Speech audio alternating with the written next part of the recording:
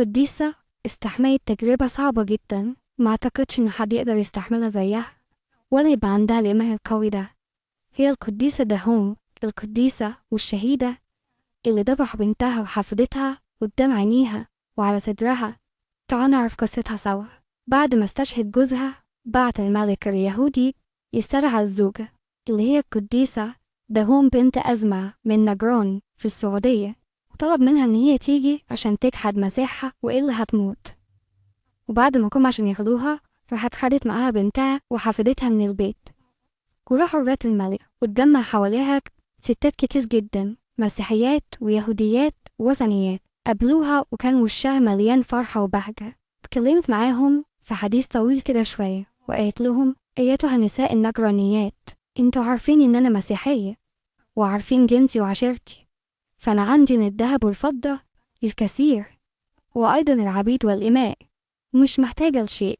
واتقتل جوزي من أجل المسيح، ولو حبيت إن أنا أكون لراجل تاني ففي كتير جدا بيطلبوني، وعندي 40,000 دينار في خزنتي غير اللي سابهولي جوزي من جواهر وحجارة كريمة. كان النهاردة مليانة فرحة زي أيام فرحي الأول، وزينت بناتي التلاتة للسيد المسيح بدل من جوازهم.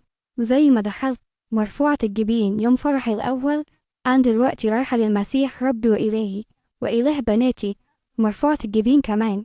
وأول ما شافها الملك اليهودي طلب منها إن هي تقول إن المسيح إنسان وإن هي تبصق على الصليب وتروح لبيتها هي واللي معاها.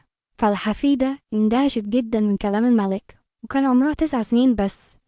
أول ما سمعت الكلام ده راحت هي بصقت على الملك وقالت له: يعلم الله إن جدتي أشرف منك ومن أهلك، وعشيرتي أنبل من عشيرتك أيها القاتل ربك.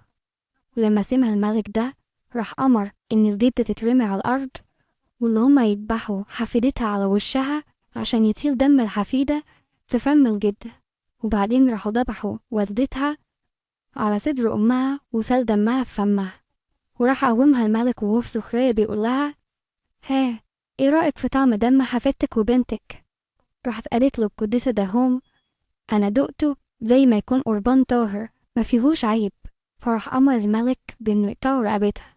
وده كان يوم 20 نوفمبر سنة 523. قصة قدستنا النهاردة من كتاب قاموس آباء الكنيسة وقدسيها مع بعض شخصيات كنسية للقمص تدرس يعقوب مالتي. بركة صلوات وشفاعة القديسة دهوم وبنتها وحفيدتها تكون مع جميعنا أمين.